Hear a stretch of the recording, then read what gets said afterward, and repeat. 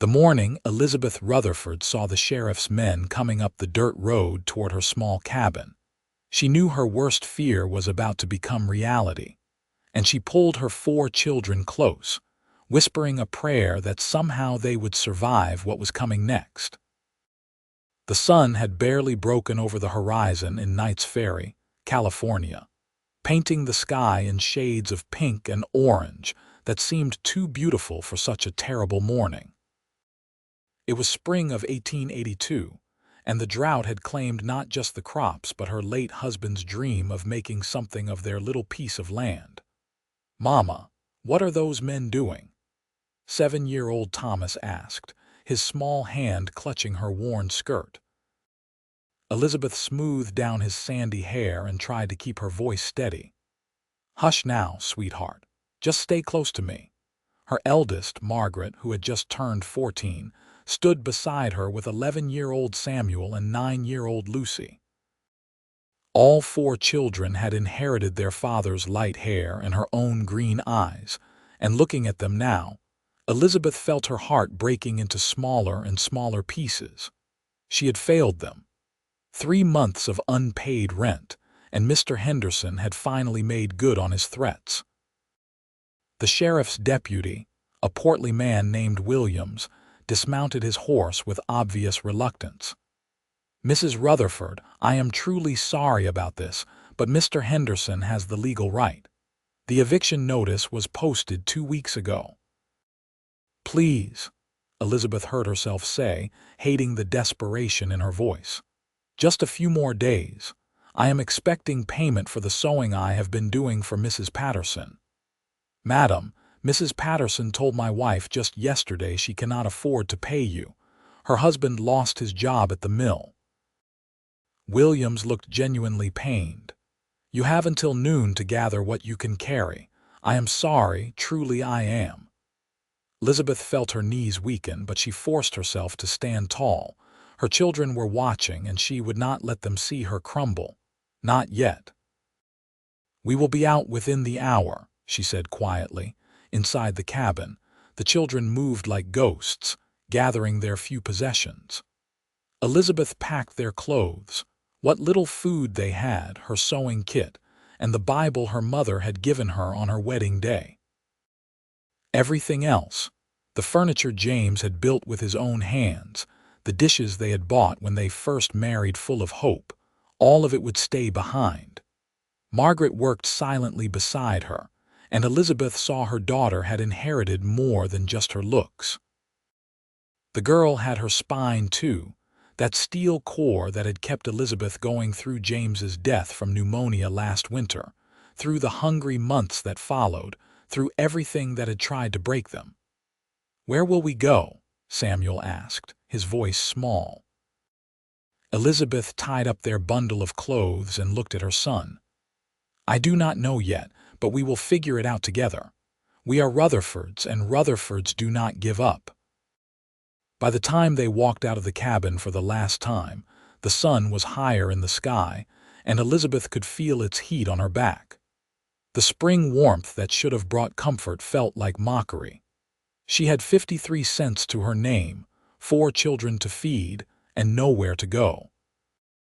They started walking toward the main street of Knight's Ferry, each child carrying what they could. Elizabeth held Lucy's hand while balancing their largest bundle on her hip. People watched from windows and doorways as they passed. Some looked away in embarrassment, others with pity, but no one offered help. Times were hard for everyone, and charity was a luxury few could afford. "Maybe we could sleep in the church," Margaret suggested quietly. "Reverend Thompson will never allow it," Elizabeth replied. "He made it clear after your father's funeral that he expects every family to stand on their own 2 feet. The memory still stung. The Reverend had called James's death a consequence of poor planning, as if her husband had chosen to get sick, as if he had wanted to leave them alone. They reached the center of town, and Elizabeth stopped near the general store, trying to think. The children gathered around her, and she could see the fear in their eyes despite their brave faces. Lucy's lower lip was trembling, and Thomas kept looking back the way they had come, as if hoping this was all a bad dream. "You folks look like you could use some water." Elizabeth turned to see a tall man leading his horse toward the water trough. He was perhaps 30 years old, with dark hair that curled slightly at his collar and eyes so blue they reminded her of the sky on a clear winter day. He wore the dusty clothes of a working cowboy, practical and well-worn, and there was something solid about him, something steady that made her want to trust him even though she knew better than to trust strangers. "We are fine, thank you," she said automatically, her pride refusing charity even as her throat felt dry as sand. "Madam, I mean no disrespect, but you do not look fine." His voice was gentle, without the condescension she had grown used to hearing. "My name is Isaac Oliver, and I work at the Double J Ranch about 5 miles north of here. I am in town to pick up supplies, and I could not help but notice you and your children look like you have been walking a fair distance." "We have only come from the edge of town," Elizabeth admitted, "but we were evicted this morning, and I am trying to determine our next steps." Isaac's expression shifted from concern to something deeper, a kind of recognition that made Elizabeth wonder what sorrows he had known in his own life. "Evicted, with 4 children. That is a hard thing, madam. Do you have family nearby you can go to?" "No. My husband's family is back in Missouri, and they made it clear after his death they wanted nothing to do with us. My own parents are gone." Lucy started crying softly, and Elizabeth knelt down to hold her. "Hush, sweetheart. Everything will be all right." "When did you last eat?" Isaac asked, and when Elizabeth did not answer immediately, he nodded to himself. "Come on. The restaurant across the street serves a decent meal. Let me buy you and your children some breakfast while we figure this out." "I cannot accept your charity, Mr. Oliver." "It is not charity, madam. It is basic human decency, and I would hope someone would do the same for my sister if she were in your position." He smiled at the children. "Besides, I hate eating alone, and you would be doing me a favor with the company." Thomas tugged on Elizabeth's sleeve. "Mama, I am really hungry." The fight went out of her. Pride would not fill her children's bellies, and she had to put them first. "Thank you, Mr. Oliver. We accept your kind offer." The restaurant was small but clean, and the owner, Mrs. Chen, a Chinese woman who had settled in Knight's Ferry during the gold rush days, welcomed them warmly. Isaac ordered eggs, bacon, biscuits, and milk for all of them, and Elizabeth watched her children eat with a hunger that made her chest ache. When had they last had a proper meal? She could barely remember. "So what is your plan, Mrs.?" Isaac paused, waiting. "Rutherford, Elizabeth Rutherford." "These are my children, Margaret, Samuel, Lucy, and Thomas."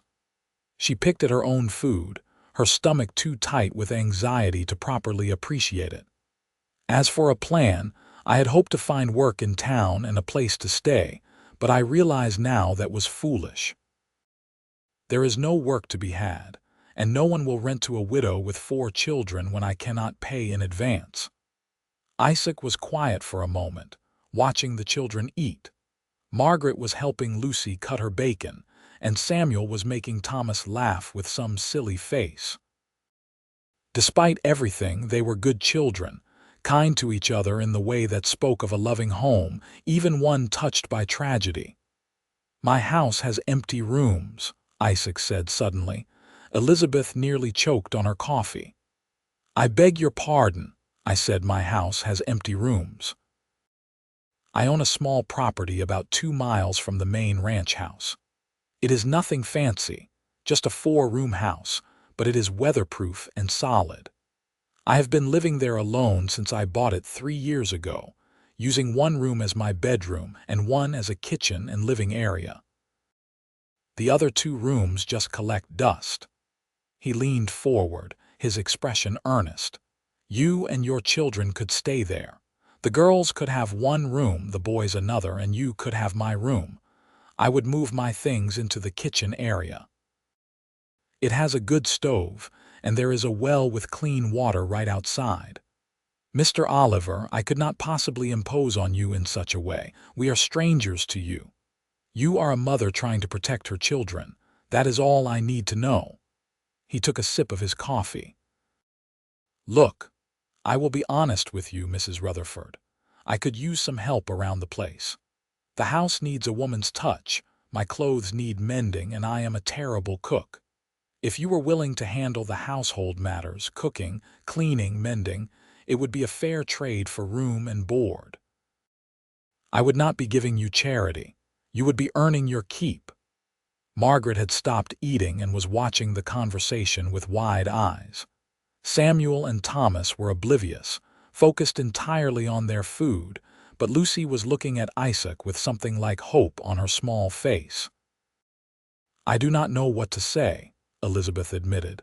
"This is all very sudden, and while I appreciate your kindness, Mr. Oliver, you must understand my hesitation. I do not know you, and I have to think of my children's safety. I understand completely, and you are right to be cautious." Isaac pushed his plate aside. "How about this?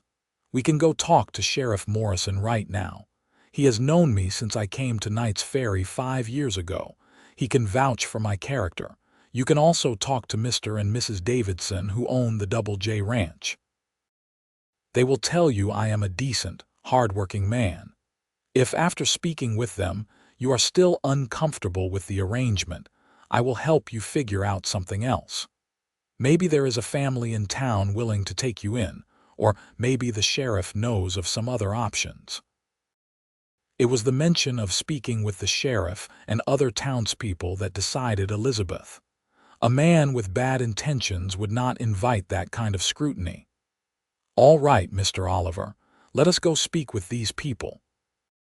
Sheriff Morrison was in his office, dealing with paperwork when they arrived. He was a grizzled man in his 50s with sharp eyes that softened when he saw the children. "Isaac, what brings you to town today? And who are these folks?" Isaac explained the situation, and Morrison listened carefully, occasionally glancing at Elizabeth and the children. When Isaac mentioned his offer, the sheriff raised his eyebrows but did not look surprised. "That sounds like something you would do, Isaac." Morrison turned to Elizabeth. "Madam, I will tell you straight. Isaac Oliver is one of the best men I know. He works hard, does not drink to excess, does not gamble, and I have never heard a word against his character. He helps out at the church when they need repairs done, and last winter he gave half his wages to help the widow Chen when her roof caved in from snow. If he says he will provide you and your children with a safe place to stay, you can believe him." "The sheriff is too kind," Isaac said, looking embarrassed. "I just try to do what is right. That is more than most can say." Morrison looked at Elizabeth with understanding. "I know this is a difficult position you are in, Mrs. Rutherford, and I will not pretend to fully understand what you are going through. But I can tell you that turning down Isaac's offer would be a mistake. Winter will come again, and trying to make it on your own with 4 children and no resources is not going to end well." Elizabeth felt the weight of his words. He was right, of course. Pride would not keep her children warm when the cold winds came. "Thank you for your honesty, Sheriff." They went next to the Double J Ranch, which required borrowing a wagon from the livery. "The owner, Mr. Peters, let them use it without charge," after Isaac explained the situation, which seemed to speak well of how the community viewed the cowboy. Mrs. Davidson was a sturdy woman in her early 40s with laugh lines around her eyes and the capable air of someone who had worked hard all her life. She welcomed them into her kitchen and immediately started fussing over the children, producing cookies from a jar and pouring milk. "Isaac Oliver is like family to us," she told Elizabeth as they sat at the large kitchen table. "He came here 5 years ago looking for work, and my husband hired him on the spot. Best decision we ever made." That man can gentle the most difficult horse, fix anything that breaks, and he treats everyone with respect. He has saved enough money to buy his own small spread, which is rare for a cowboy. Most spend their wages as fast as they earn them, but not Isaac. He is building something for his future. "Do you think it would be safe for me and my children to stay in his home?" Elizabeth asked directly. Mrs. Davidson did not hesitate. "Absolutely. Isaac is a gentleman in every sense of the word. I would trust him with my own daughter's safety without a second thought." She paused. "I will tell you something else, Mrs. Rutherford. That young man is lonely. He works hard, comes home to an empty house, and I know he dreams of having a family someday. He is just too shy to court properly, and most of the young women in town do not see him because he is just a working cowboy without fancy clothes or smooth words. But he has something better than that. He has a good heart and strong character. You could do far worse than accept his help." Elizabeth felt heat rise to her cheeks. "Mrs. Davidson, I am not looking for a husband. I am simply trying to provide for my children." "Of course, dear. I am just saying, do not close yourself off to possibilities. Life has a way of surprising us." Mrs. Davidson smiled warmly. "Now, let me send you with some supplies. I have extra flour, beans, and some salt pork you can take." By the time they left the Davidson ranch, the wagon was loaded with food supplies, some blankets, Mrs. Davidson insisted they take, and even a few toys for the children that her own grown children had left behind. Elizabeth felt overwhelmed by the kindness, and when she tried to thank Mrs. Davidson, the older woman just patted her hand. "We take care of each other out here, dear. That is how we survive." The ride to Isaac's property took about 30 minutes. The landscape rolled gently, covered in spring grass and dotted with oak trees. Wildflowers bloomed in patches of blue and gold, and despite her anxiety about the future, Elizabeth felt something in her chest loosen slightly. It was beautiful here, peaceful in a way the town was not. Isaac's house sat on a small rise, with a view of the surrounding countryside. It was indeed modest, a simple wood-frame structure that had been well maintained, with a covered porch and a sturdy roof. Behind it was a small barn, a chicken coop, and a garden plot that looked recently tilled. "I have 6 chickens, so there will be fresh eggs," Isaac said as he helped Elizabeth down from the wagon. "The garden needs planting, but I have seeds. There is a creek about a quarter-mile that way," he pointed east, "with good fishing if the boys want to learn. And that old oak tree near the house is perfect for climbing, though the children should be careful." Thomas and Samuel were already racing toward the tree, their earlier fear forgotten in the excitement of open space and adventure. Margaret held Lucy's hand, both girls watching Isaac carefully. Inside, the house was clean but sparse. Isaac had not been exaggerating when he said it needed a woman's touch. The main room had a table, 2 chairs, and a potbelly stove for heat. The kitchen area, which opened off the main room, had a good iron stove, a work table, and shelves that held basic dishes and cooking supplies. The 2 empty bedrooms had nothing but bare floors and windows without curtains. "I know it is not much," Isaac said, looking around as if seeing it through her eyes. "But it is sturdy and I can make more furniture. I am decent with woodworking." "It is more than we had this morning," Elizabeth said honestly. "Mr. Oliver, I do not know how to thank you." "You can start by calling me Isaac, and you can thank me by making this place feel like a home instead of just a house where I sleep." He smiled at the children. "What do you think, kids? Could you be happy here?" "Can we really climb that tree?" Thomas asked, his face hopeful. "As long as your mother says it is all right and you promise to be careful." "And the chickens," Lucy said shyly. "Can I help feed them? I would appreciate that very much. They need feeding every morning and someone has to collect the eggs. Margaret had been quiet, but now she spoke up.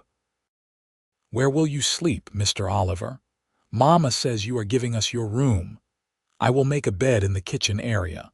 There is plenty of space and I will be comfortable there. That does not seem fair, Margaret said with a frown.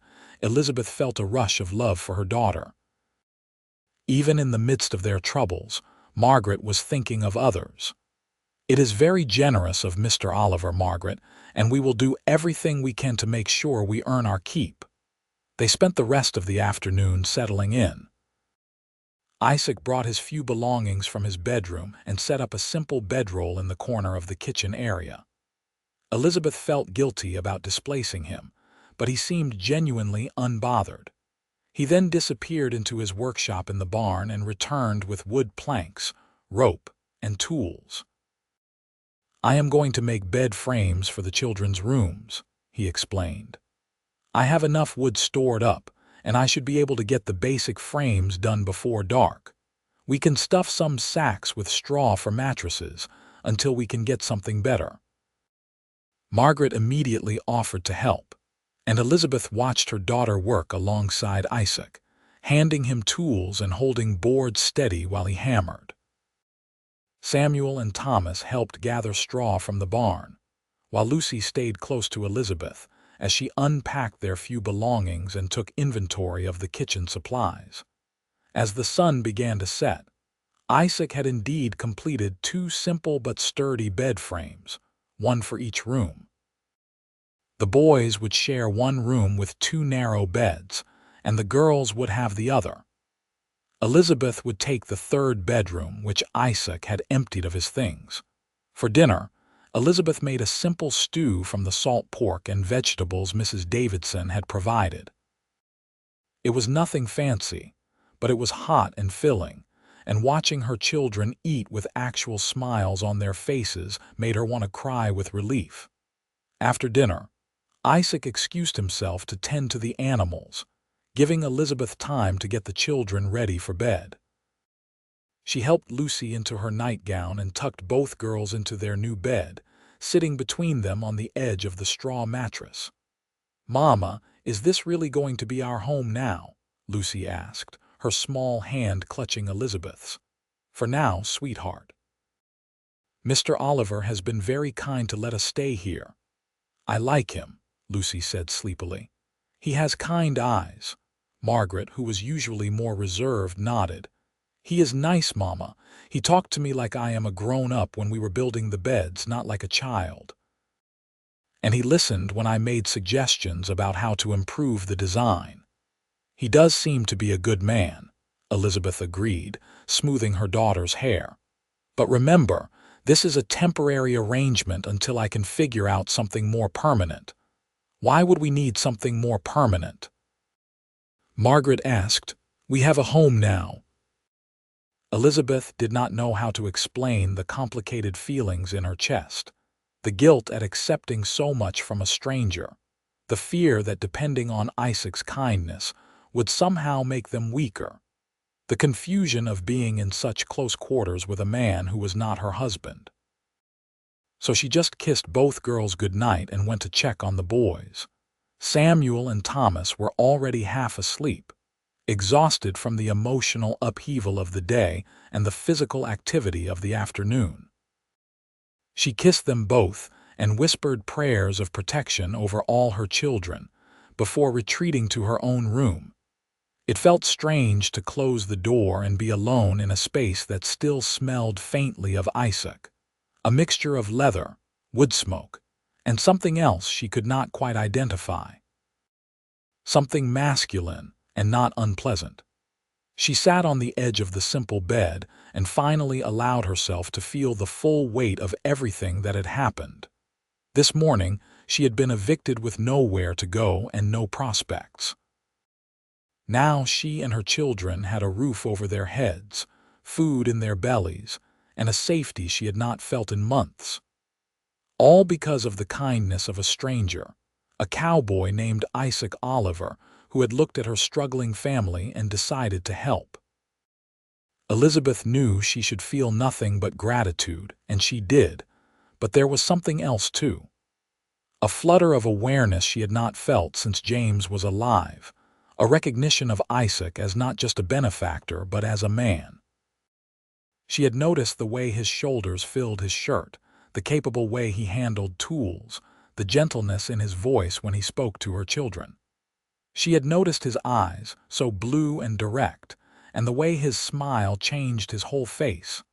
"Stop it," she told herself firmly. "You are a widow with 4 children, dependent on this man's charity. The last thing you should be thinking about is how attractive he is." But as she lay down on the bed and pulled the thin blanket over herself, she could not quite stop the thoughts from coming. What kind of man offers his home to strangers? What kind of man builds beds for children he just met and does not ask for anything in return? She had known Isaac for less than a day, but already he had shown more kindness than most of the people she had known for years. In the kitchen area, Isaac lay on his bedroll and stared at the ceiling. He could hear the soft sounds of the house settling, the occasional creak of someone shifting in bed, and for the first time in 3 years, his house felt alive. He thought about Elizabeth Rutherford with her tired green eyes and her fierce determination to protect her children.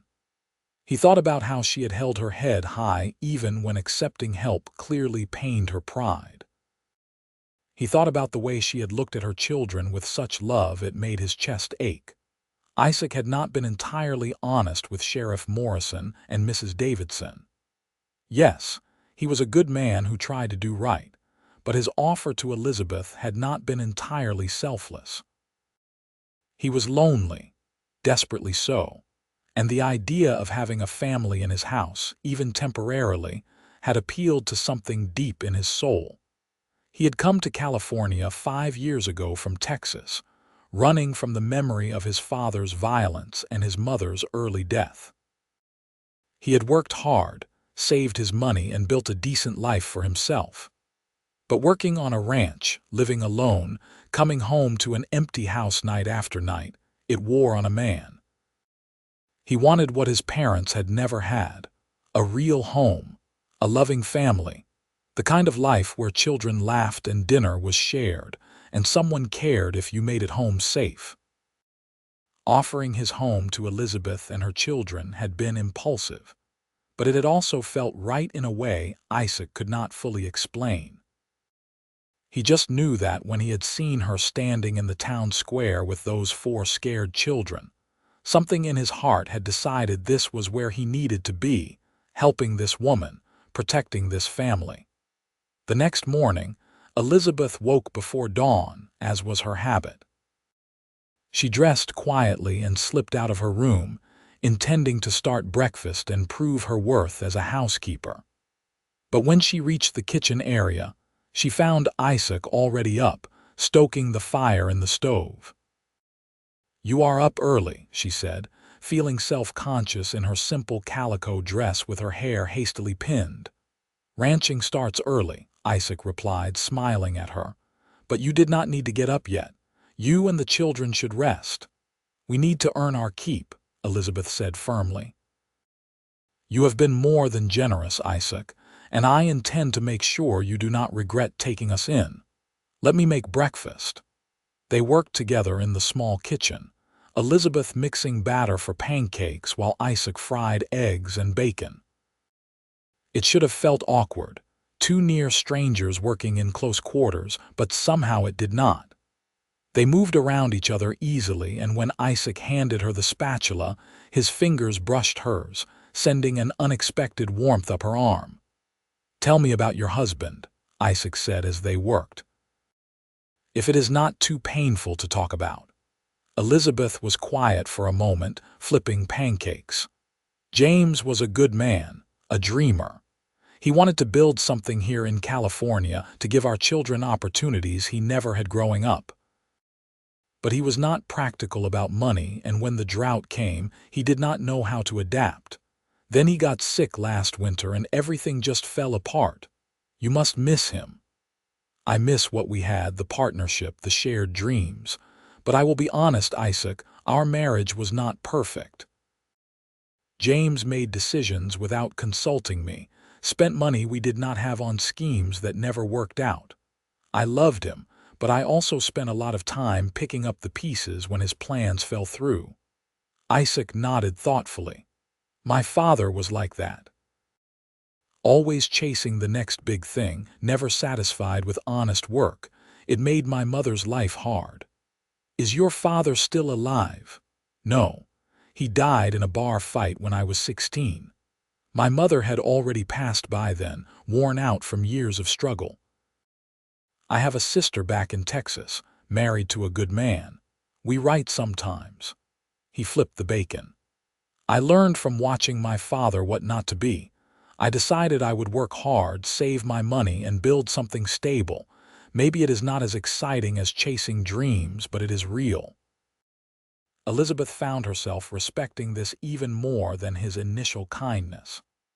Isaac was a man who learned from mistakes, who chose stability over excitement. That was exactly what she and her children needed. The children woke to the smell of breakfast, and soon the kitchen was full of noise and energy. Thomas talked nonstop about the tree he wanted to climb. Samuel asked a dozen questions about the ranch and horses. Lucy shyly asked if she could really feed the chickens, and Margaret offered to help with any chores that needed doing. Isaac answered every question with patience, and Elizabeth watched him interact with her children with growing appreciation. He did not talk down to them or dismiss their excitement. He treated them like real people, and they responded by opening up to him in ways that surprised her. After breakfast, Isaac prepared to leave for work at the ranch. I will be back around sunset, he told Elizabeth. If you need anything, the Davidson Ranch is about 3 miles north. Just follow the main road. They know you are here. We will be fine, Elizabeth assured him. I plan to give this house a thorough cleaning, and I noticed your shirts need mending. I will take care of that. I appreciate it. Isaac hesitated, then added, Elizabeth, I want you to feel at home here. This is not just my house anymore. It is yours too for as long as you need it. After he left, Elizabeth threw herself into work. She scrubbed every surface, beat the dust from the rugs, washed the windows until they gleamed, and organized the kitchen with ruthless efficiency. Margaret helped with the cleaning while Samuel and Thomas worked on clearing weeds from the garden plot under her supervision. Lucy fed the chickens and collected eggs, proud of her important job. By the time Isaac returned that evening, the house had been transformed. Clean curtains Elizabeth had made from old flour sacks hung in the windows. The main room smelled of the bread she had baked using the flour Mrs. Davidson had provided. The table was set for dinner, and the children were clean and dressed for the meal. Isaac stopped in the doorway and just stared. I cannot believe this is the same place I left this morning. We told you we would earn our keep, Elizabeth said, feeling a flush of pride at his obvious appreciation. Dinner is almost ready. Why do you not wash up? That evening set the pattern for the weeks that followed. Isaac worked at the ranch during the day, and Elizabeth managed the household with fierce determination. She cooked, cleaned, mended, and began planting the garden with seeds Isaac provided. The children settled into routines, helping with chores, exploring their new home, and slowly losing the haunted look that had marked them since their father's death. Isaac proved to be a kind and patient presence in their lives. He taught Samuel and Thomas how to fish in the creek and brought home a young horse he was training so the boys could learn to ride. He helped Margaret with her reading, bringing home newspapers from town so she could practice. He whittled small animals for Lucy and showed her how to gather wildflowers to decorate the table.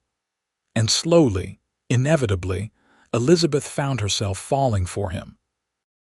It started small, an appreciation for how he always thanked her for dinner, The way he complimented her cooking, his respect for her work. Then it grew into something more, a flutter in her chest when she heard his horse approaching at the end of the day, a warmth that spread through her when he smiled at something she said, a longing she had not felt in years. She tried to fight it. It was too soon after James's death, too complicated given their living situation, too risky when she had 4 children depending on her. But feelings did not follow logic, and with every passing day, Elizabeth found it harder to deny what was growing in her heart. Isaac was struggling with the same thing. He had not expected to fall in love with Elizabeth Rutherford, but there was no other word for what he felt. He loved the way she hummed while cooking, the fierce protectiveness she showed her children, her sharp intelligence and quick wit. He loved her strength, the way she never complained despite how hard she worked, and the soft vulnerability she showed in unguarded moments. But he did not know how to tell her. She was a widow still mourning her husband, dependent on Isaac's charity, and the last thing he wanted was to make her uncomfortable or feel obligated. So he kept his feelings hidden and contented himself with the domestic happiness of coming home to her and the children every evening. 6 weeks after Elizabeth and her children had moved in, the town of Knights Ferry held its annual spring social. It was a simple affair, a picnic by the river with music and dancing, a chance for the community to come together and celebrate making it through another winter. Mrs. Davidson stopped by Isaac's house 3 days before the event. "You should all come," she said, accepting a cup of tea from Elizabeth. "The children would enjoy it, and it would be good for you to meet more people in the community, Elizabeth. You have been hiding out here long enough." "I have not been hiding," Elizabeth protested. "I have been taking care of the household, and doing a wonderful job from what I hear. Isaac told my husband this is the happiest he has been in years." Mrs. Davidson smiled knowingly, "But you cannot stay isolated forever. Besides, there will be plenty of food and the children can play with others their age." Margaret, who had been listening from where she was mending socks, spoke up. "I would like to go, Mama. I have not been around other girls in so long." "Please, Mama," Lucy added. "Mrs. Davidson says there will be cake." Elizabeth looked at her children's hopeful faces and found herself agreeing despite her reservations. "All right, we will go."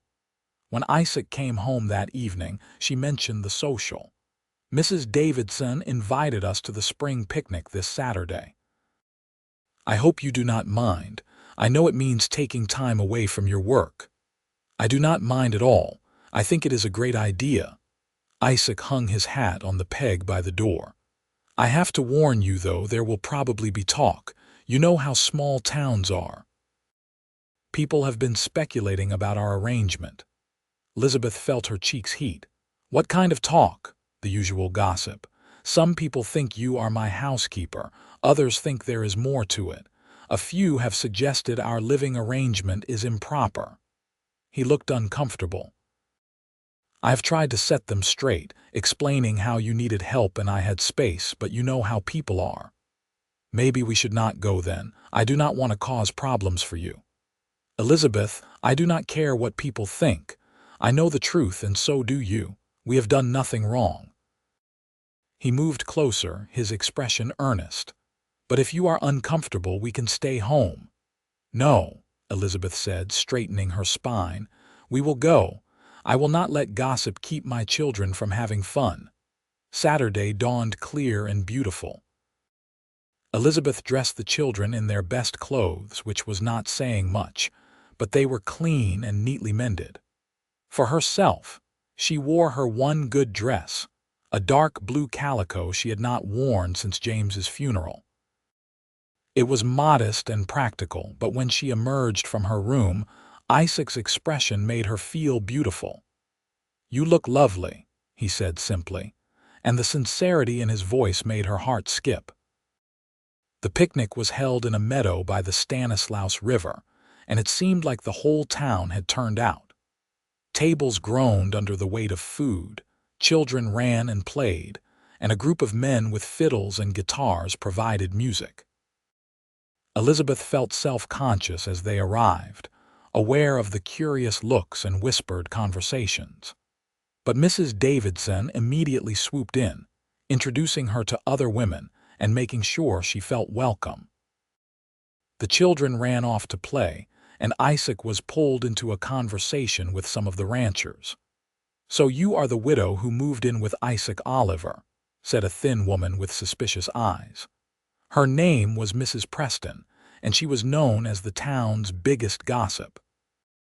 "I am Elizabeth Rutherford, and yes, Mr. Oliver was kind enough to offer me and my children shelter when we were evicted." Elizabeth kept her voice polite but firm. It must be quite convenient living with a single man.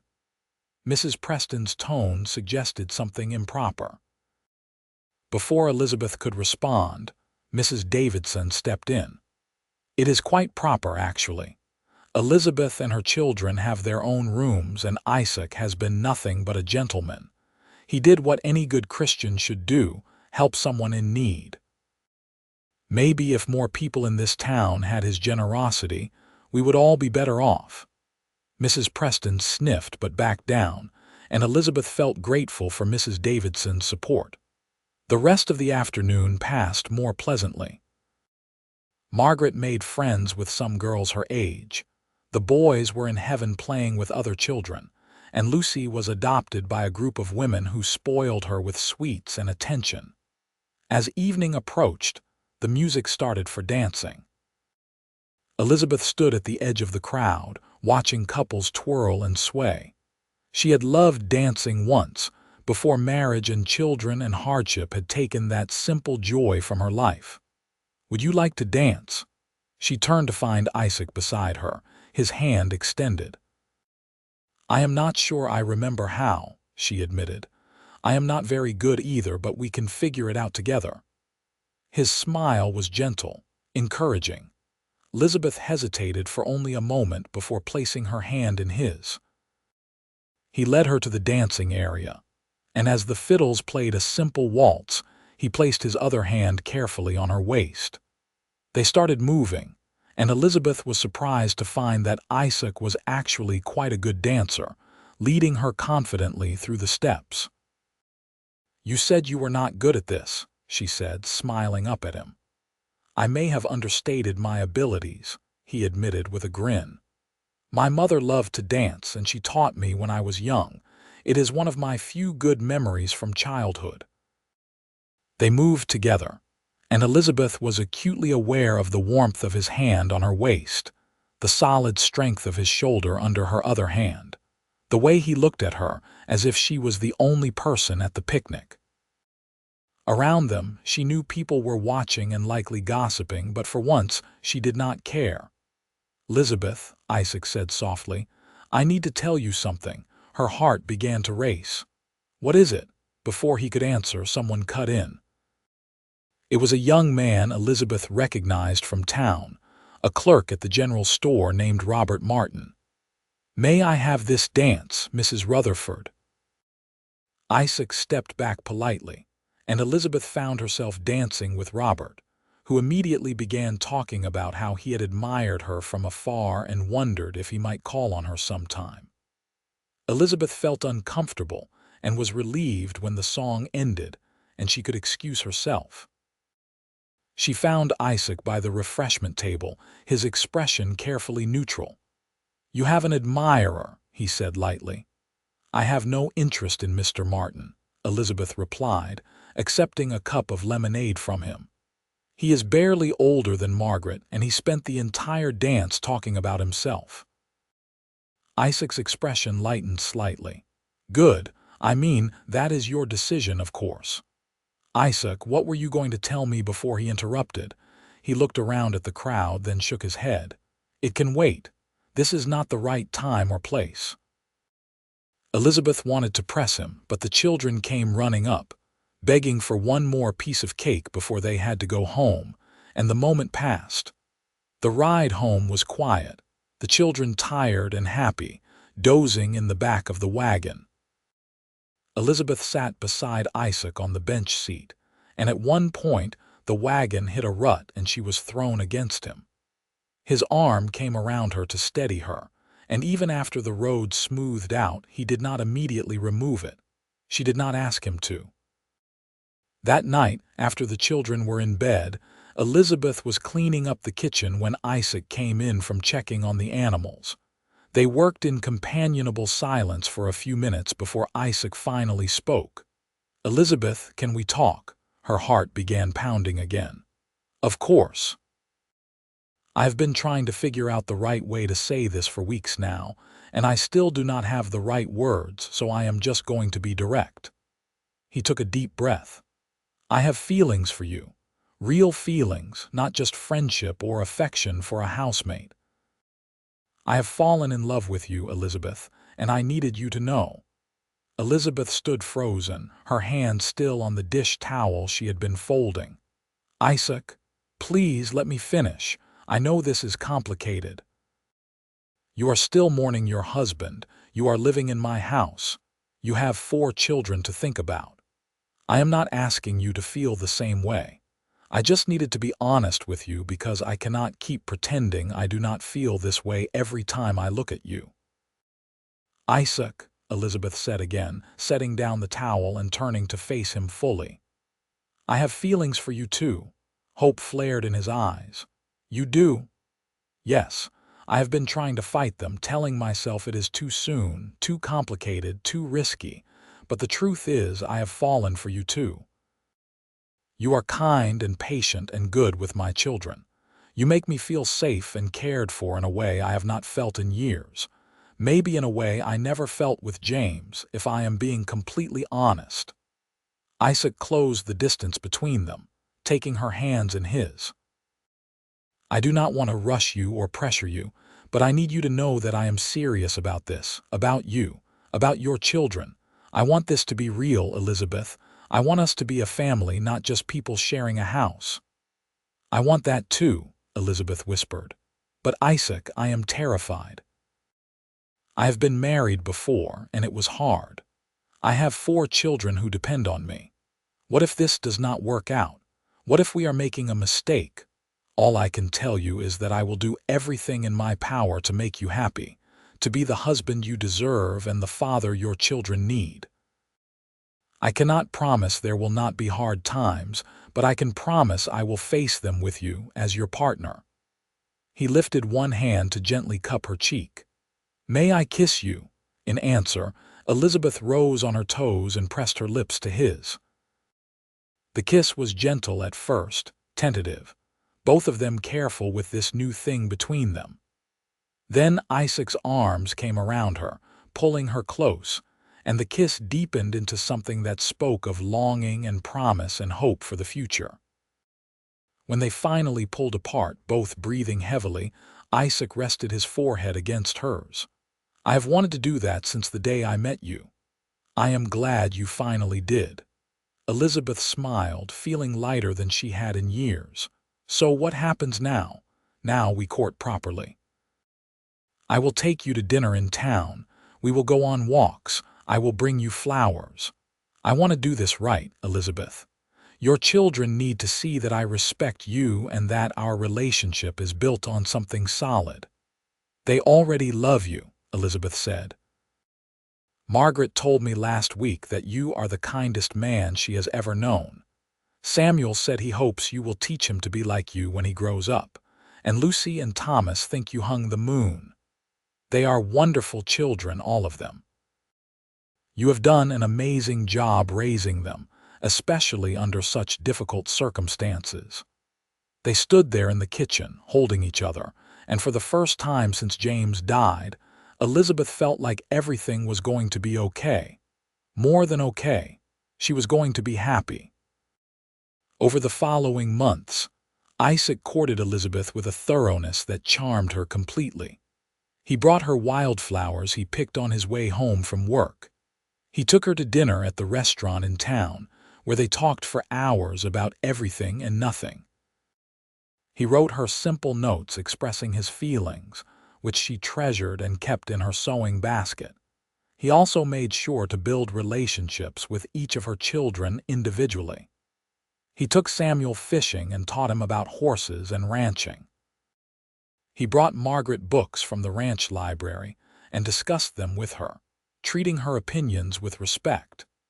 He played endless games with Thomas, building toy cowboys and Indians out of wood and staging elaborate battles. And he was gentle and patient with shy little Lucy, never pushing her but always ready with a smile or a kind word when she sought him out. The children blossomed under his attention. Samuel grew more confident. Margaret smiled more readily. Thomas's nightmares about the eviction finally stopped, and Lucy began talking more, losing some of her painful shyness.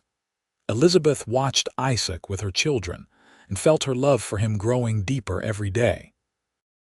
This was what a father should be, she thought. Not someone who made grand pronouncements and chased impossible dreams, but someone who showed up every day, who was steady and reliable and kind. One evening in July, after the children were in bed, Isaac asked Elizabeth to take a walk with him. They strolled toward the creek, the summer air warm and filled with the sounds of crickets. The moon was nearly full, providing plenty of light to see by. "Elizabeth, I need to ask you something," Isaac said as they reached the creek bank. "I know we have only been courting for a few months, but I have known for a while now what I want, what I hope for." He took both her hands and looked into her eyes. "I love you, Elizabeth Rutherford. I love your strength and your kindness and your fierce love for your children. I love the way you hum when you cook, and the way you always find something to be grateful for even on hard days. I want to spend the rest of my life with you." He reached into his pocket and pulled out a simple gold band. "This was my mother's wedding ring. It is the only thing of value she owned, and she left it to me before she died. I would be honored if you would wear it. Elizabeth, will you marry me?" Tears streamed down Elizabeth's face as she looked at this good, kind man who had saved her and her children, who had given them not just shelter but a home, who had shown her what real love looked like. "Yes," she said through her tears. "Yes, Isaac, I will marry you." He slipped the ring on her finger, and it fit perfectly, as if it had been made for her. Then he was kissing her, and she was kissing him back, and everything felt right in a way nothing had felt right in so long. They were married in the small church in Knight's Ferry on a Sunday morning in August. Mrs. Davidson helped Elizabeth make a new dress from cream-colored fabric, simple but pretty, and Margaret wore a matching dress as she stood up with her mother. Samuel served as Isaac's best man, standing tall and proud despite being only 11. Thomas and Lucy sat in the front pew, both of them grinning from ear to ear. Reverend Thompson, who had been so cold after James's death, performed the ceremony with surprising warmth. Perhaps he had realized his previous judgment had been harsh, or perhaps he simply recognized that Isaac and Elizabeth's marriage was built on a foundation of genuine love and respect. "Do you, Isaac Oliver, take this woman to be your lawfully wedded wife, to love and honor all the days of your life?"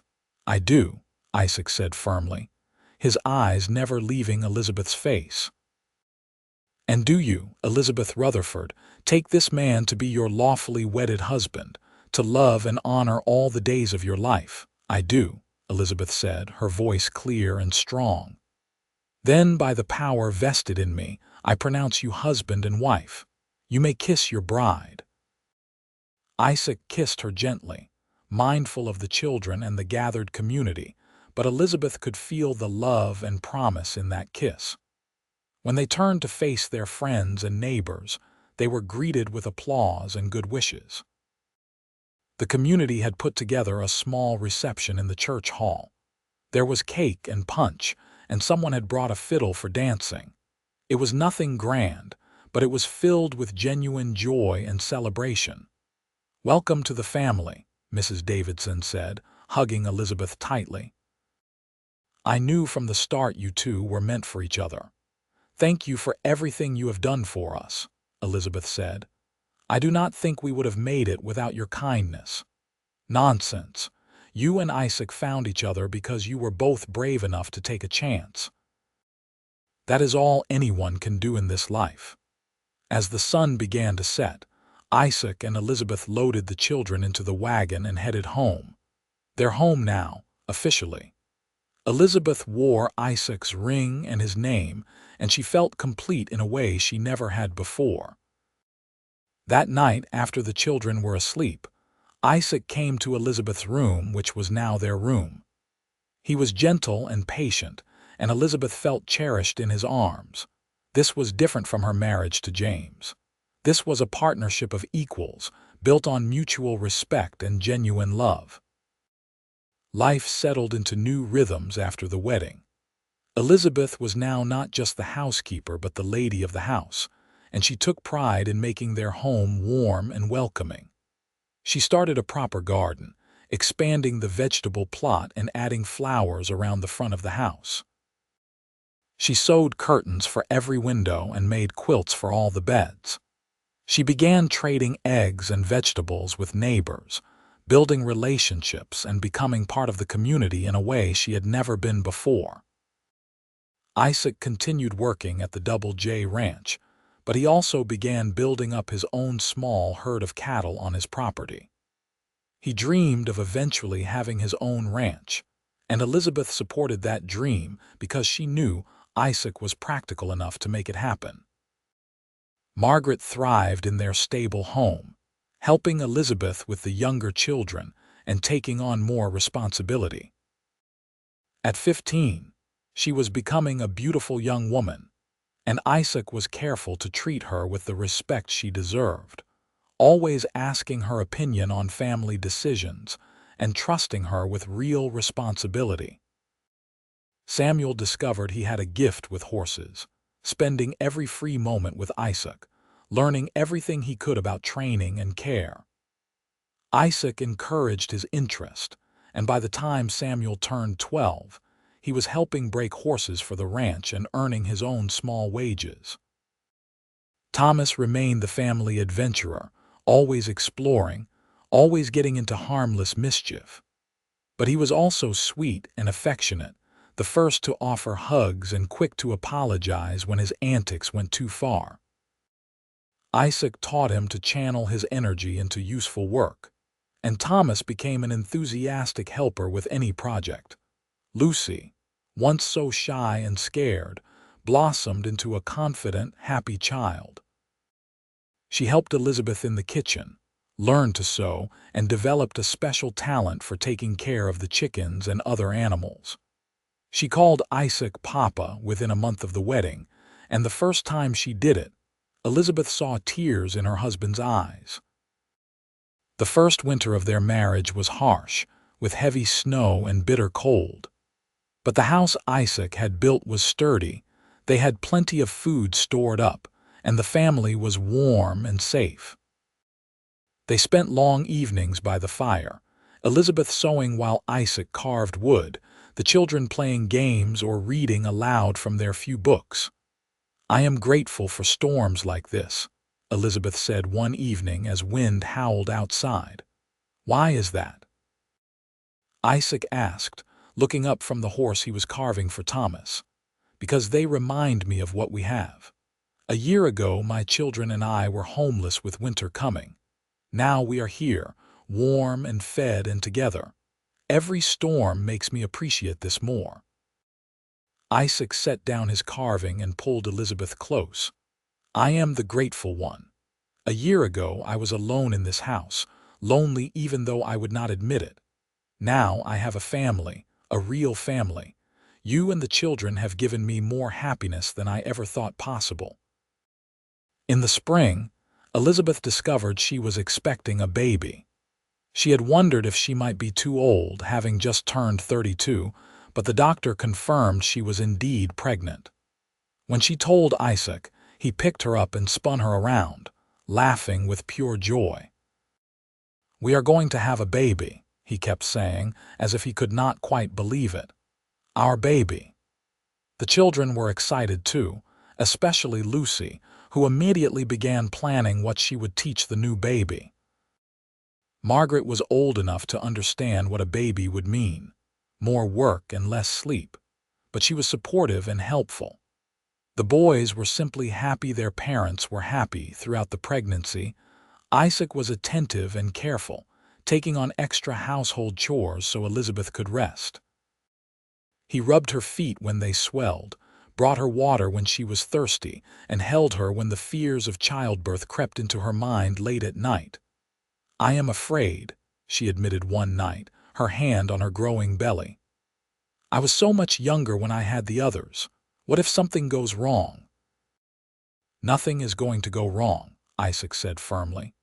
"You are strong and healthy, and Mrs. Davidson has already agreed to be here as midwife. She has delivered half the babies in this county. But Elizabeth, whatever happens, we will face it together. You are not alone anymore." His words comforted her, and she leaned into his strength, grateful beyond words that this baby would have Isaac as a father from the very beginning. On a cold November morning, Elizabeth went into labor. Mrs. Davidson arrived quickly, bringing her medical bag and her calm, competent presence. She sent the children to stay with a neighboring family and ordered Isaac to boil water and stay out of the way. The labor was long and difficult, harder than Elizabeth remembered with the others. But finally, as the sun was setting, she gave birth to a healthy baby boy. He had Isaac's dark hair and a powerful set of lungs that announced his arrival to the world. Isaac cried when he held his son for the first time, this tiny person he and Elizabeth had created together. "He is perfect," he whispered, tracing the baby's small features with a gentle finger. "Absolutely perfect. What should we name him?" Elizabeth asked, exhausted but happy. "I was thinking about James," Isaac said carefully, "to honor your first husband, the man who gave you your beautiful children." Elizabeth felt tears spring to her eyes at his generosity. "That is kind of you, Isaac, but I think we should give our son his own name, not one tied to the past. What about Jonathan? It means gift from God, and that is what he is. Jonathan Oliver. I like that very much." When the older children came home and met their baby brother, the house filled with excitement and noise. Margaret immediately appointed herself as assistant mother. Lucy wanted to hold him constantly, and the boys peered at him with fascination. "He is so small," Thomas said, touching Jonathan's tiny hand with one finger. "Was I ever that small? You were even smaller," Elizabeth assured him, "and just as wonderful." That Christmas was magical. They had little money for presents, but Isaac carved toys for all the children and a beautiful cradle for Jonathan. Elizabeth made new clothes for everyone and baked special treats. They decorated the house with pine branches and made strings of popcorn to hang on a small tree Isaac cut from their property. On Christmas morning, after presents were opened and breakfast was eaten, they all sat together in the main room. Elizabeth held Jonathan while the other children played with their new toys. Isaac sat beside her, his arm around her shoulders, and looked around at his family with such love it made Elizabeth's heart swell. "This is everything I ever wanted," he said quietly. "Everything I dreamed of when I was a boy in a hard home. Thank you for giving me this, Elizabeth. Thank you for taking a chance on me." "Thank you for seeing us that day in town," Elizabeth replied. "Thank you for having empty rooms and a generous heart. Thank you for loving not just me but all my children." "Our children," Isaac corrected gently. "They are all ours now. Time past measured in seasons and milestones." Margaret turned 18 and began being courted by a young rancher from a neighboring property, a good man who reminded Elizabeth of Isaac. Samuel, at 16, was working full-time at the Double J Ranch and talking about starting his own horse training business. Thomas, at 14, had grown tall and strong, helping Isaac with the expanding cattle operation. Lucy, now 12, was becoming a skilled seamstress and helped Elizabeth make clothes for the family and neighbors. And Jonathan, now 3 years old, was a bundle of energy and mischief, following his father everywhere and copying everything Isaac did. He worshipped his older siblings and brought constant joy and laughter to the household. Isaac had slowly built up their ranch, and they now had a decent-sized herd of cattle and several horses Isaac was training for sale. The house had been expanded, with 2 more rooms added on so the growing children could have more space. They were not wealthy, but they were comfortable, and more importantly, they were happy. One evening, Elizabeth and Isaac sat on the porch watching the sunset. Jonathan was playing in the yard, and they could hear the older children inside, talking and laughing as they cleaned up after dinner. "Do you ever regret it?" Isaac asked suddenly. "Taking a chance on me, marrying me, building this life?" Elizabeth turned to look at her husband, this good man who had saved her and loved her and given her everything she had ever truly needed. His dark hair was starting to show threads of silver at the temples, and lines had formed around his eyes from squinting into the sun during long days of ranch work. He was more handsome to her now than he had been that first day. "Not for a single moment," she said honestly. "Isaac, you gave me and my children everything when we had nothing. You gave us safety and security and love. You have been the father my older children needed and an amazing father to Jonathan. You have been the partner I always wanted but never had. How could I regret any of that? Sometimes I still cannot believe this is my life," Isaac admitted. "That I get to wake up every morning next to you, that I have children who call me Papa, that I have built something real and lasting." "Believe it," Elizabeth said, taking his hand. "This is your life, our life. And it is beautiful." Margaret married her rancher the following spring in a ceremony that filled the little church to capacity. Samuel stood up as one of the groomsmen, proud and handsome in a borrowed suit. When Isaac walked Margaret down the aisle, there was not a dry eye in the church. She might not be his biological daughter, but the love between them was as real as any father and daughter.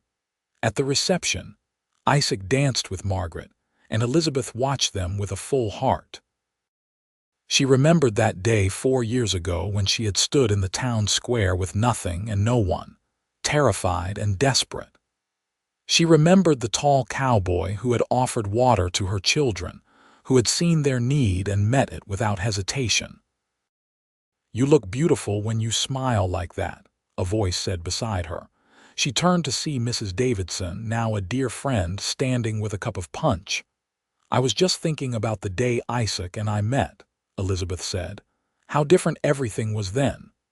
"That was a hard day for you, Mrs. Davidson agreed.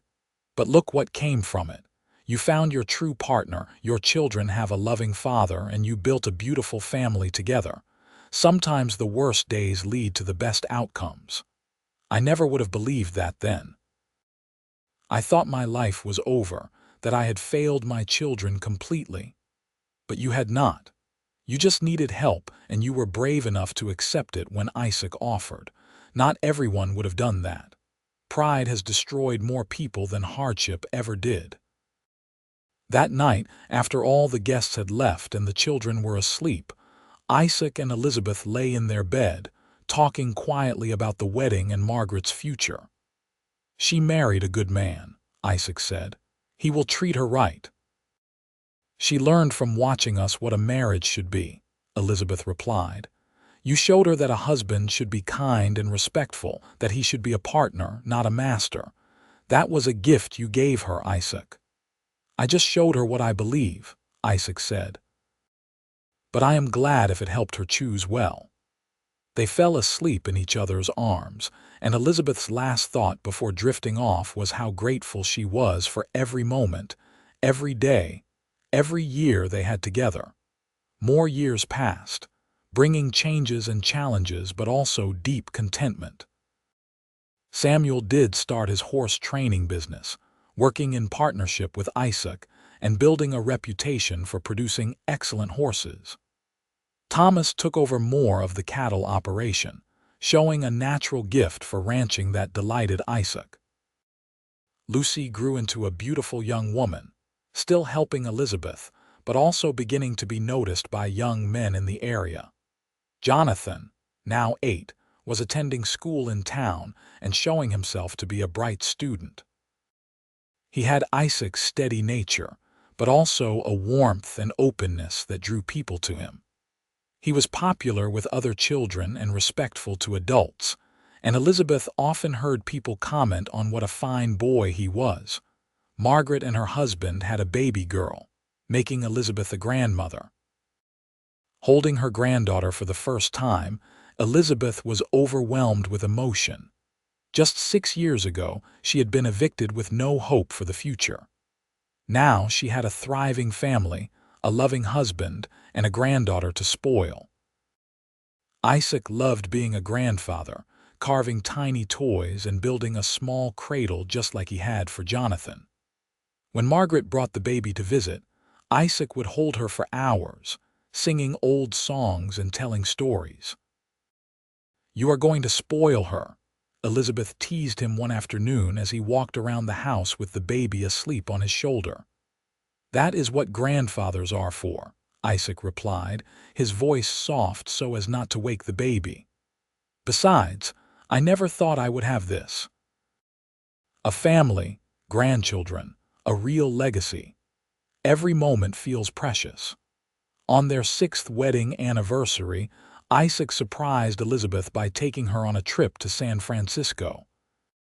It was the first time they had been away from the children overnight, and Elizabeth felt strange leaving them, even though Margaret and her husband had come to stay at the ranch. "They will be fine," Isaac assured her as they boarded the train. "You need a break, and I want to spoil my wife a little." San Francisco amazed Elizabeth. The city was so big, so bustling, so different from quiet Knight's Ferry.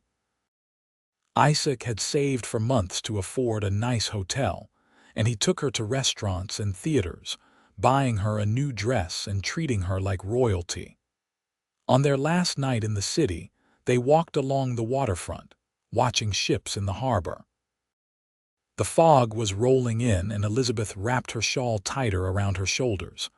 Isaac put his arm around her, pulling her close. "Have you enjoyed yourself?" he asked. "More than I can say. This has been wonderful, Isaac. Thank you for bringing me here. I wanted you to know how much you mean to me, how grateful I am that you said yes 6 years ago when I asked you to marry me." He stopped walking and turned to face her.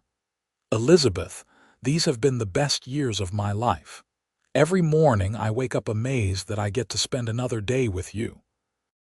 Isaac, you saved my life. You saved my children. How can I ever thank you enough for that? You do not need to thank me. You gave me everything I was missing. A home, a family, love. We saved each other, Elizabeth." She kissed him then, there on the San Francisco waterfront with the fog swirling around them and ships' bells ringing in the distance. After 6 years of marriage, his kiss still made her heart race, still made her feel cherished and loved. When they returned home, the children greeted them with excitement, talking over each other to tell them everything that had happened while they were gone. Jonathan had lost a tooth. Thomas had sold 3 cows at a good price. Samuel had received a big order for trained horses, and Lucy had finished a quilt she had been working on for months. That night, tucked back into their own bed, surrounded by the familiar sounds of their home and family, Elizabeth felt complete. This was where she belonged, here with Isaac and their children, in this house that had once seemed like a temporary shelter, but had become home in every sense of the word. The years continued their steady march. Margaret had 2 more children, both boys. Samuel married a sweet girl from town and started his own family. Thomas courted and married the daughter of a neighboring rancher, expanding their land holdings through the partnership. Lucy married a young doctor who had recently moved to Knight's Ferry, and they settled in town. Through it all, Isaac and Elizabeth remained the steady center of their growing family. Their home became the gathering place for Sunday dinners and holiday celebrations, filled with children and grandchildren, with laughter and love. Jonathan grew into a fine young man, and by the time he turned 18, he was helping Isaac run the ranch, which had become quite successful over the years. He showed no interest in leaving Knight's Ferry or striking out on his own. He loved the land, loved the work, and loved his family. "Do you think he will take over the ranch someday?" Elizabeth asked Isaac one evening as they watched Jonathan work with a difficult horse, showing the same patience and skill his father had. "I hope so," Isaac said. "That is what I have been building all these years, something to leave to him and to all our children. A legacy." Elizabeth leaned against her husband, marveling at how time had passed. She was now 40 years old and Isaac was 38. They were no longer young, but they were healthy and happy, and their love had only deepened with time. "Do you remember the day we met?" she asked. "Every detail," Isaac replied. "You were standing in the town square with your 4 children, trying so hard to be brave even though I could see you were terrified. You wore a faded blue dress, and your hair was coming loose from its pins. Lucy was holding your hand, and the other children were clustered around you like you were the only solid thing in their world." "I was terrified," Elizabeth admitted. "I had no idea how we were going to survive. And I took one look at you and knew my life was about to change. I could not walk away. Something in my heart just said, this woman needs help, and you are going to be the one to provide it." "You told me your house had empty rooms," Elizabeth said, smiling at the memory. "Such a simple statement, but it changed everything." "Those rooms are not empty anymore," Isaac observed. "Now they are full of life and love and family. That is what I always wanted, even when I did not fully realize it. I wanted to fill those empty rooms with people I loved." They sat in comfortable silence, watching the sun set over their land, over the home they had built together through hard work and love and commitment. The sounds of their grandchildren playing drifted from inside the house, and Elizabeth felt such profound gratitude it almost hurt. Years turned into decades. Elizabeth and Isaac grew older together, their hair turning gray, their faces showing the lines of lives well lived. They became the elders of their family, the keepers of stories and history. Their children were all settled and successful, raising their own families. Their grandchildren brought them joy and kept them young in spirit, if not in body. On the morning of their 20th wedding anniversary, Isaac surprised Elizabeth by taking her back to the spot where he had first seen her in Knight's Ferry. The town had grown over the years, but the basic layout was the same, and he led her to the exact place where she had stood that terrible morning after being evicted. "You know why I brought you here?" he asked, taking both her hands. "To remind me of where we started. To show you how far we have come. 20 years ago, you stood in this spot with nothing. Today, you are a successful rancher's wife, a mother to 5 children, a grandmother to 12, and the absolute love of my life. I wanted you to see the transformation, to remember that even the darkest days can lead to light." Elizabeth looked around at the familiar town square, remembering that awful morning and the desperation she had felt. Then she looked at Isaac, this man who had become her everything, and felt tears slide down her cheeks. "You gave me that light, Isaac. You and your empty rooms and your generous heart." "We gave each other light," Isaac corrected. "You filled my empty rooms and my empty life. You made me believe in love and family and hope. We are partners, Elizabeth, in every sense of the word, and these 20 years with you have been the greatest blessing of my life." He pulled a small box from his pocket. "I never properly gave you an engagement ring all those years ago. I just had my mother's wedding band. But I have been saving, and I wanted to give you this." Inside the box was a simple ring with a small diamond. It was not extravagant, but it was beautiful, and Elizabeth cried as Isaac slipped it onto her finger next to her wedding band. "Thank you," she whispered. "Thank you for everything, Isaac, for seeing me that day, for offering help, for loving not just me but all my children, for building this beautiful life with me." "The thanks are all mine," Isaac said, pulling her into his arms. "I love you, Elizabeth Oliver. I love you more today than I did 20 years ago, and I will love you until my last breath." They held each other in the town square where their story had begun. Two people who had found each other at the darkest moment and had built something beautiful and lasting. Around them, life went on, people going about their business, children playing, the world turning. But for Elizabeth and Isaac, this moment was everything. A celebration of love and survival and the power of human kindness. That evening, their entire family gathered at the ranch for a celebration dinner. The house was packed with children and grandchildren, with noise and chaos and laughter. Elizabeth looked around the crowded table, at the faces of the people she loved most in the world, and felt her heart might burst from happiness. Margaret stood up and raised her glass. "I want to make a toast to my mother and Isaac, who showed all of us what real love looks like. 20 years ago, Mama was alone with 4 children and nowhere to go. Isaac saw our need and met it without hesitation. He did not just give us a home.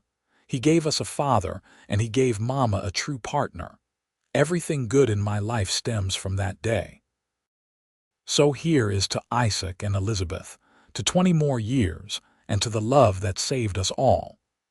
Everyone raised their glasses and cheered, and Elizabeth saw Isaac brush away tears. They might both be getting older, but moments like this made every hardship they had faced worth it. Later, after the guests had left and the house was quiet, Elizabeth and Isaac sat on their porch as they had done countless times over the years. The stars were bright overhead, and a cool breeze rustled through the oak trees. "I am so proud of what we have built," Elizabeth said softly.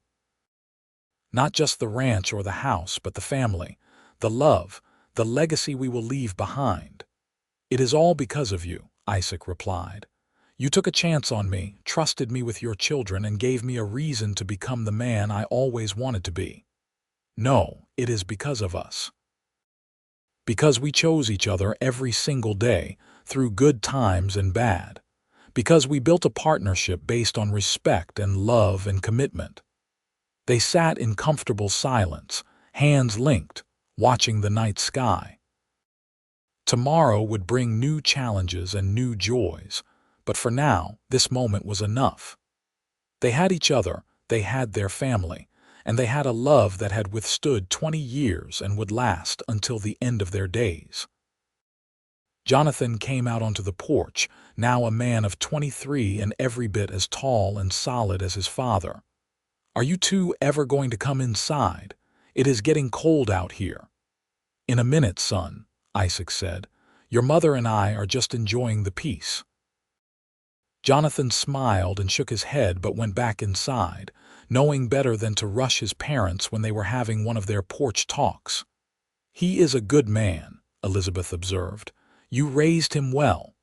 "We raised him well," Isaac corrected.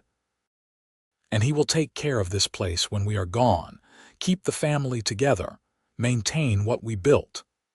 We have many years left before we need to worry about that," Elizabeth said firmly.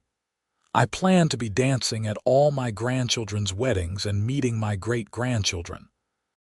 Then I will be there right beside you, holding your hand just like I am now." The years that followed proved Elizabeth right. She and Isaac remained active and involved in their family for many more years. They celebrated their 30th anniversary. their 40th, and finally their 50th, surrounded by children, grandchildren, and great-grandchildren. On the morning of their 50th anniversary, the entire family gathered at the ranch for a massive celebration. Over 100 people filled the property, representing 3 generations of the family Isaac and Elizabeth had created together. Elizabeth, now 72 but still sharp and energetic, stood beside Isaac, who was 70, and looked out at their assembled family with wonder. From that terrible morning when she had been evicted with 4 frightened children to this moment, surrounded by love and prosperity, the journey had been incredible. 50 years, she said to Isaac as they prepared to cut the anniversary cake. Can you believe it? Best 50 years of my life, Isaac replied, his eyes still that same striking blue, though his face was deeply lined and his hair completely white. And I would do it all again in a heartbeat.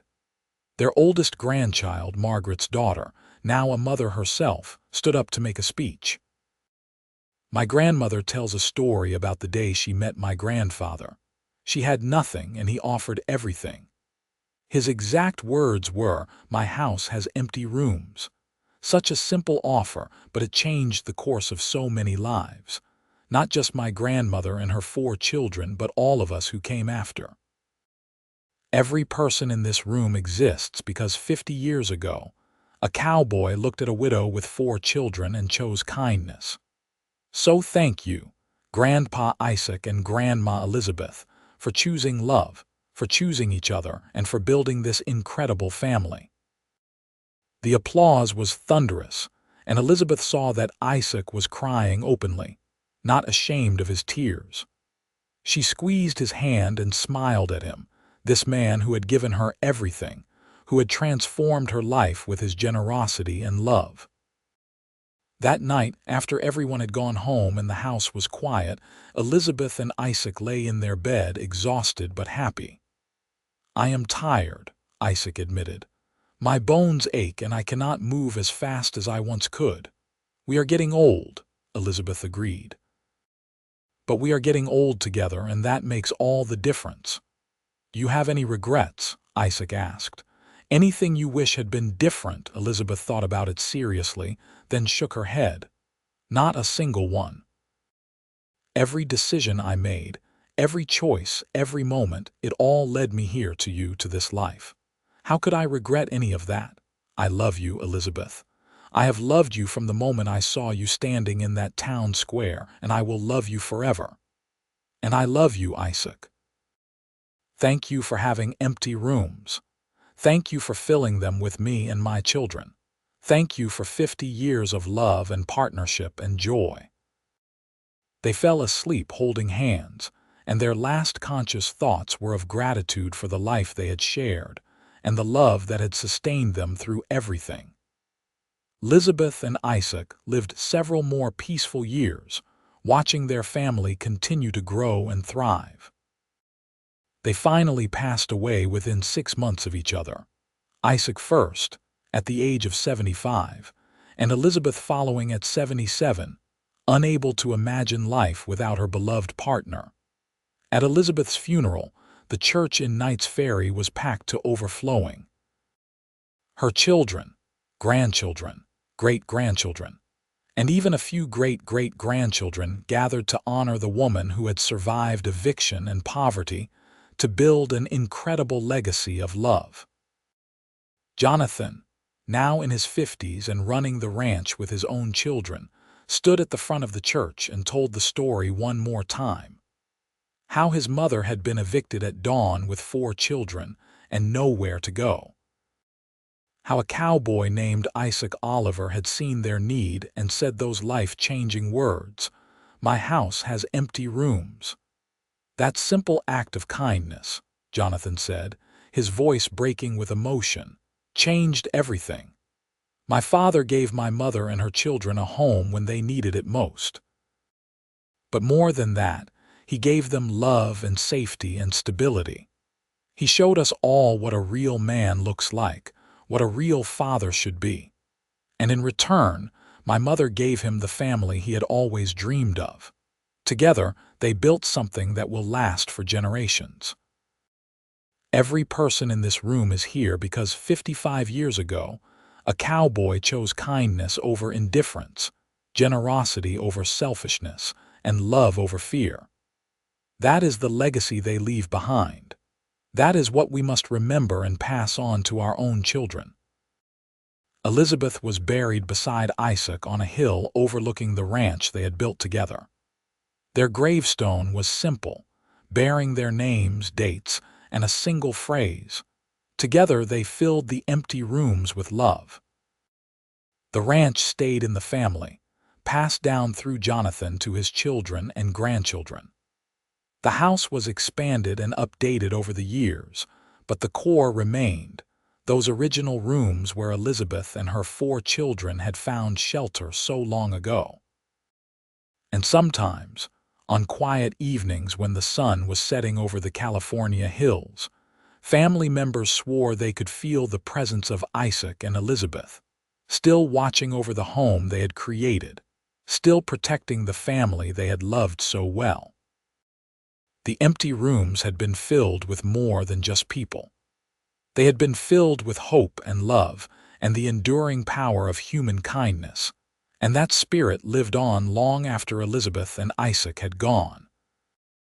Their story became family legend, told and retold to each new generation, a reminder that even in the darkest moments when everything seems lost, kindness can change the world.